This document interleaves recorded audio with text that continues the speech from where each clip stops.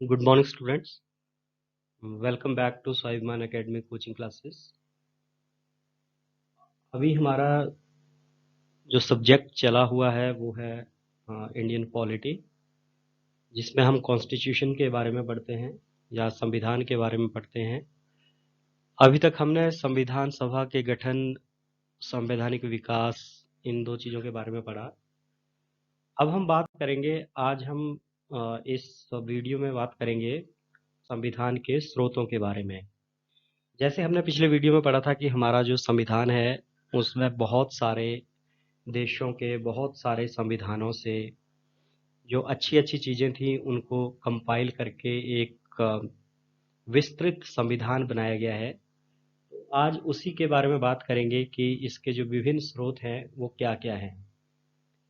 देखिए, सबसे पहले जो फर्स्ट स्रोत है या जो मेन स्रोत आप बोल सकते हैं वो है भारत शासन अधिनियम 1935, और इससे जो है वर्तमान संविधान का ब्लूप्रिंट कहा जाता है।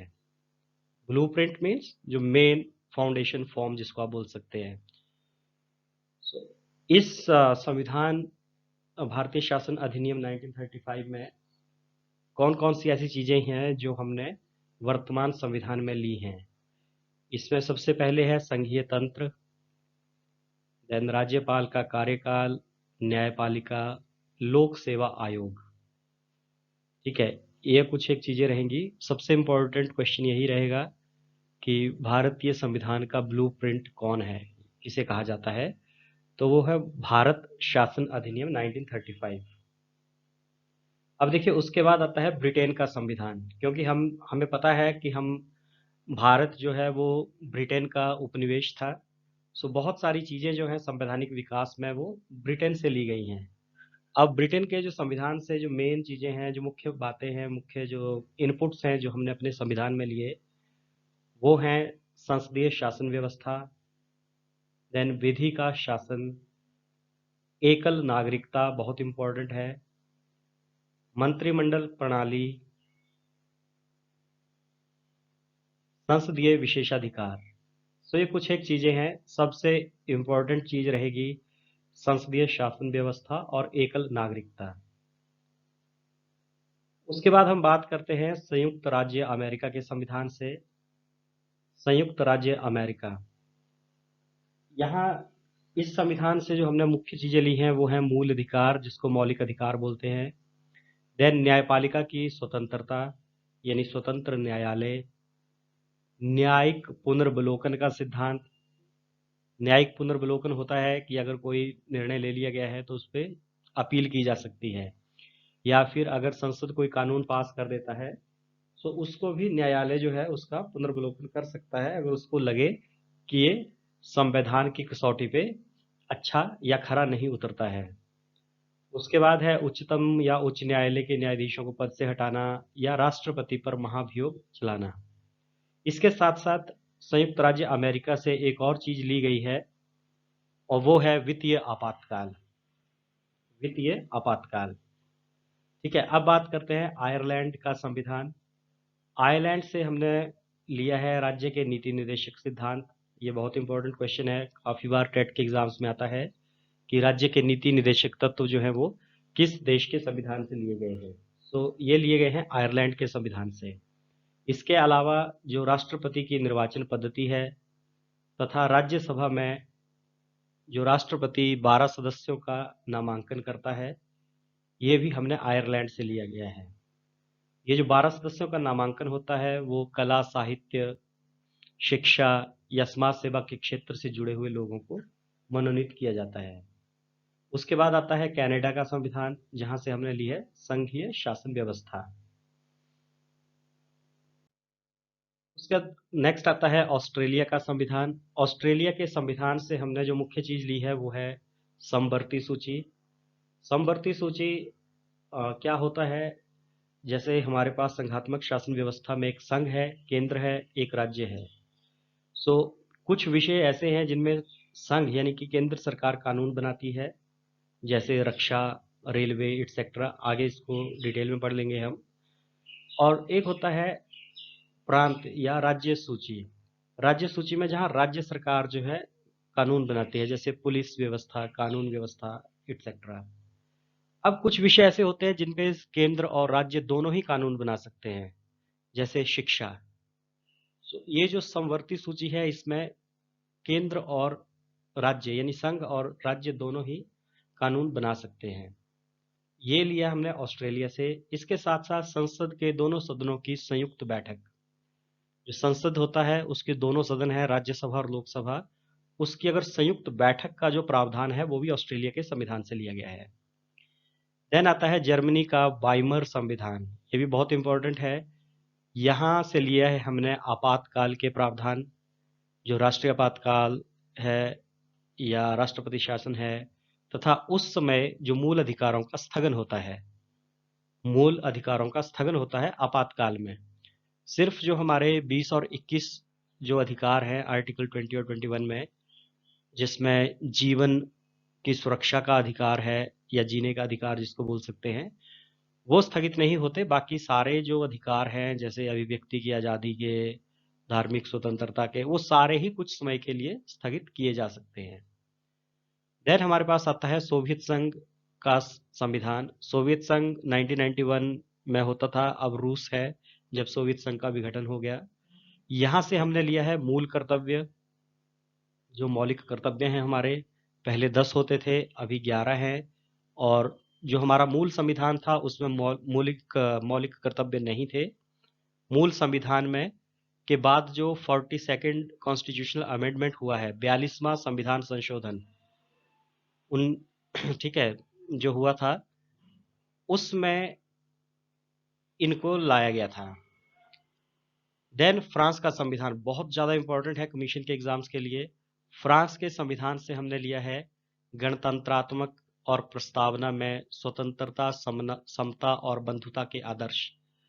ये जो क्वेश्चन है ये काफ़ी इंपॉर्टेंट है। अभी किसी एग्जाम में आया था कि ये स्वतंत्रता, समता और बंधुता के आदर्श जो है वो किस क्रांति से लिए गए हैं या किस क्रांति से भारत के संविधान में आए हैं। ये फ्रांस की क्रांति से आएंगे।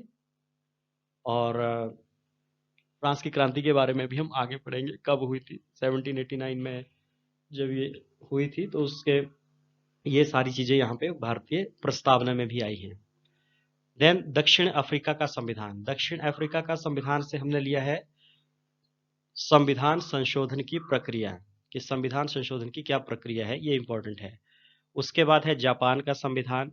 यहाँ है विधि द्वारा स्थापित प्रक्रिया है, विधि मीन्स कानून। ठीक है, ये इंपॉर्टेंट सोर्सेज हैं हमारे कॉन्स्टिट्यूशन के। अब है हमारे संविधान की प्रमुख विशेषताएं। ये पिछले वीडियो में भी हमने कवर की थी। तो इसमें है कि ये सबसे लंबा और लिखित संविधान है, विभिन्न स्रोतों से विहित है, नम्यता और अनम्यता का समन्वय है इसमें, एकात्मकता की ओर झुकाव है, सरकार का संसदीय रूप है, देन संसदीय संप्रभुता एवं न्यायिक सर्वोच्चता में समन्वय है, मौलिक अधिकार हैं इसमें, नीति निर्देशक तत्व हैं, मौलिक कर्तव्य हैं, धर्मनिरपेक्ष राज्य है, सार्वभौम वयस्क मताधिकार है, यानी जो भी वयस्क हैं उनको सभी को वोट देने का अधिकार है, एकल नागरिकता है, स्वतंत्र निकाय है, आपातकाल के प्रावधान हैं।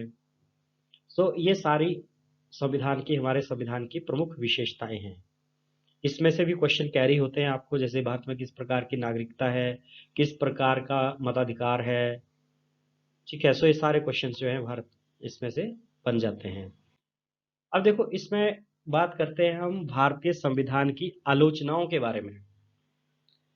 देखिए, जो भी चीज होगी उसमें उसका क्रिटिसिज्म जरूर होगा और होना भी चाहिए। आलोचनाएं जो हैं वो हमें सुधारने के लिए या चीज़ों को में सुधार करने के लिए बहुत ज़रूरी होती हैं। बहुत सारे लोग जो हैं या राजनीतिज्ञ होते हैं, लोग हैं, कोई भी है, बहुत सारे लोगों को आलोचना पसंद नहीं होती, लेकिन आलोचना जो है वो हमारे लिए बहुत ज़रूरी होती है ताकि हम सुधार किए कर सकें। ठीक है, जैसे कहते हैं कि no one is perfect and there is always a scope of improvement. आलोचनाएं जो है वो इम्प्रूवमेंट के लिए बहुत जरूरी हैं। अब भारतीय संविधान की क्या क्या आलोचनाएं हैं, तो आलोचक इसे उधार का संविधान कहते हैं, कि इसमें मौलिक कुछ भी नहीं है, ये उधार का संविधान है, बाकी संविधानों से लिया है। देन 1935 के अधिनियम की कार्बन कॉपी है, जैसे हमने कहा कि ब्लूप्रिंट 1935 का अधिनियम है। सो आलोचक कहते हैं कि भाई उसी को उठा के लगा दिया है। उसके बाद है अभारतीय तथा भारतीयता विरोधी है। आलोचकों के अनुसार भारत का संविधान भारतीयता का विरोधी है, क्योंकि हम भारत की राजनीतिक परंपराओं अथवा भावनाओं का प्रतिनिधित्व नहीं करता। उनका कहना है कि इसकी प्रकृति विदेशी है। जैसे भारतीय, इसका क्या अर्थ है?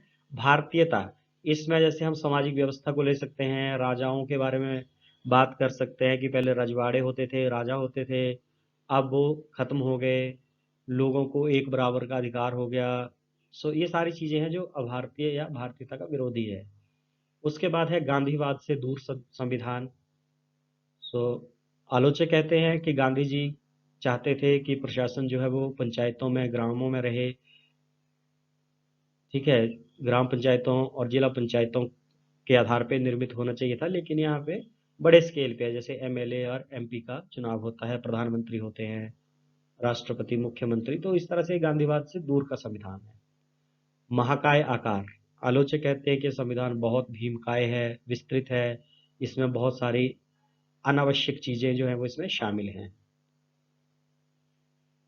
देन नेक्स्ट है वकीलों का स्वर्ग। सर आइवर जेनिम्स, सर आइवर जेनिम्स जो है इसे वकीलों का स्वर्ग कहते हैं, क्योंकि ये बहुत जटिल है। इसमें जो कानूनी भाषा और मुहावरे शामिल किए गए हैं वो आम लोगों के समझ से बाहर हैं।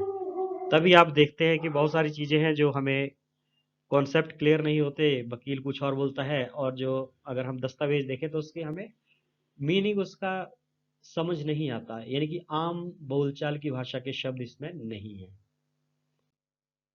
देन राज्य की स्वायत्तता पर नियंत्रण।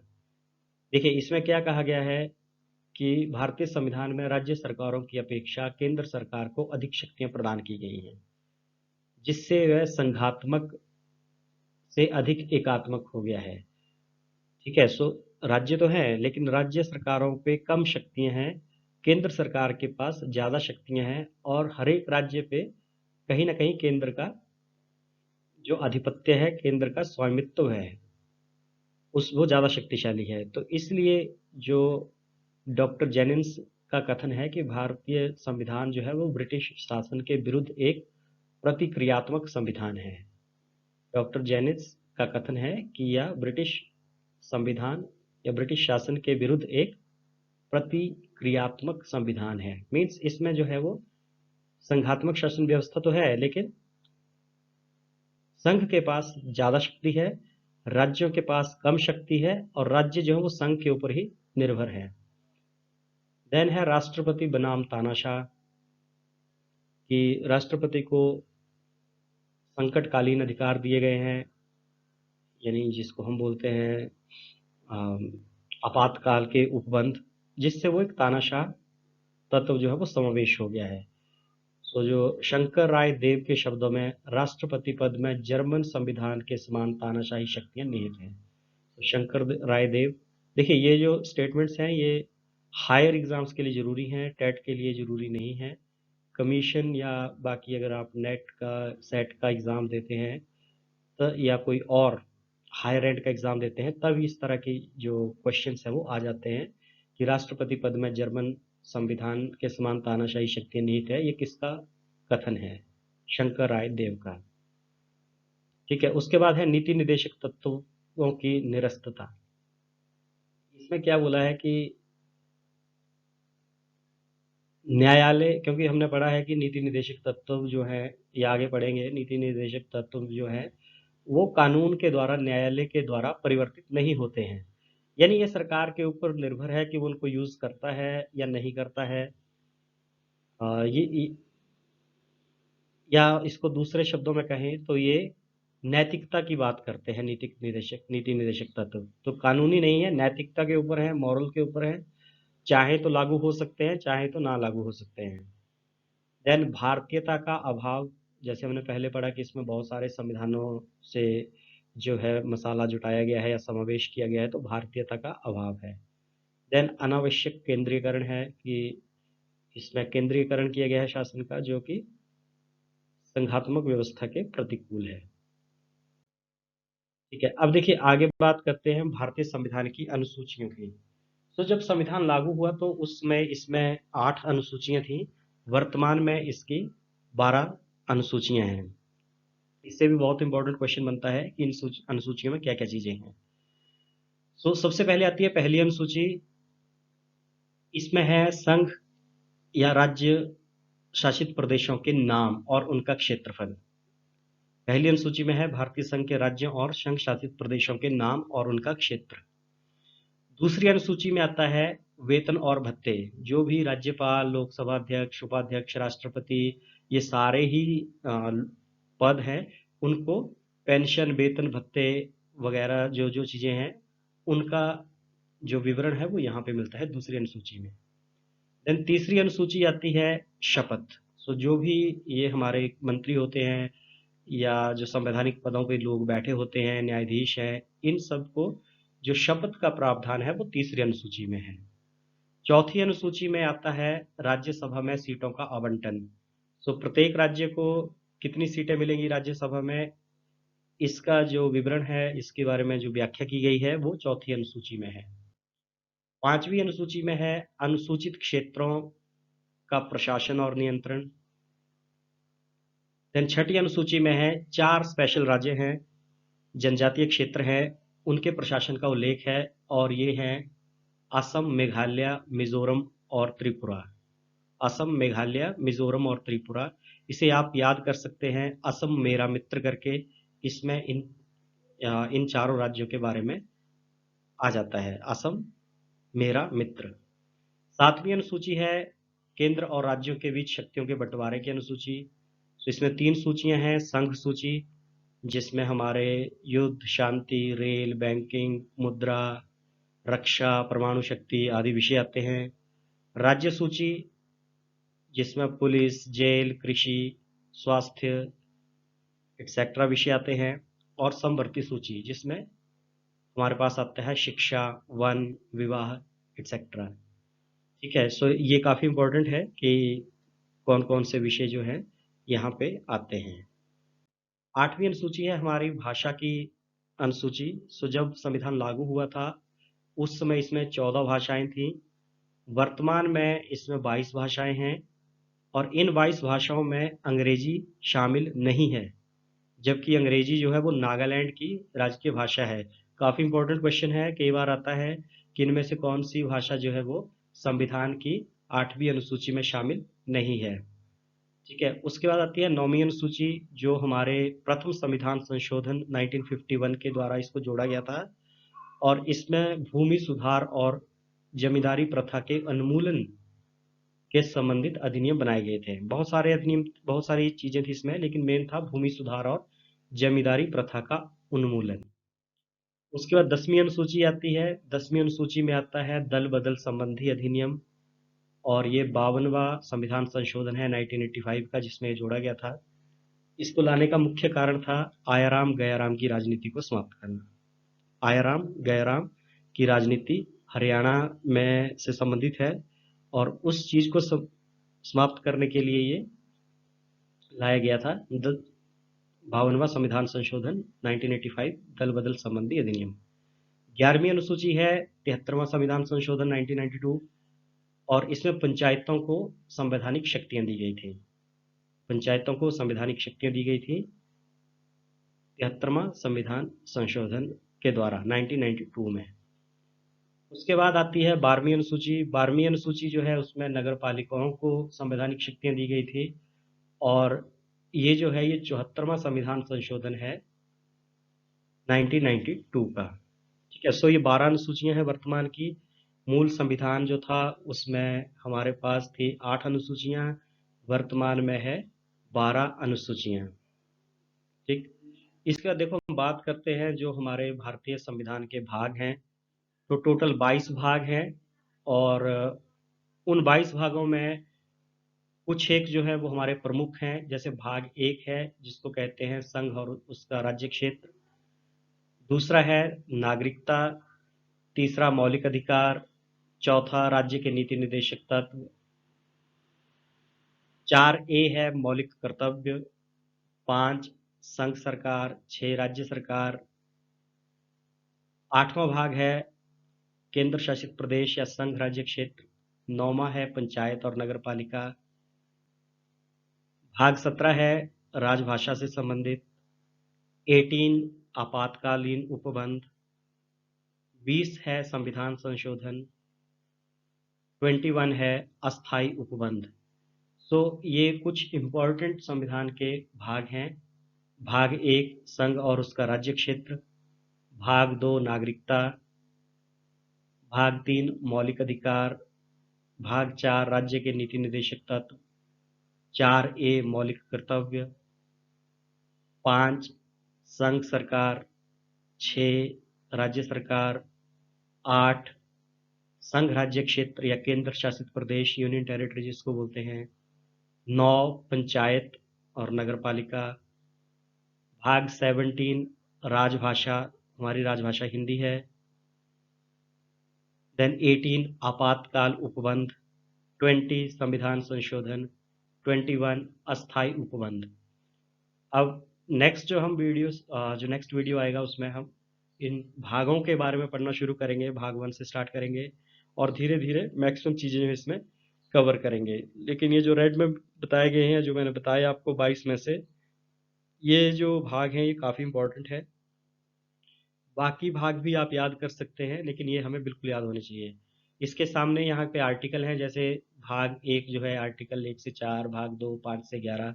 सो इनको हम जब एक एक भाग करेंगे तब उसमें इसको पढ़ लेंगे। फिलहाल के लिए इतना बहुत है।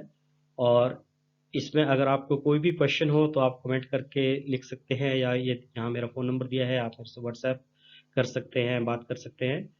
और thank you very much and have a nice day. जय हिंद, जय भारत।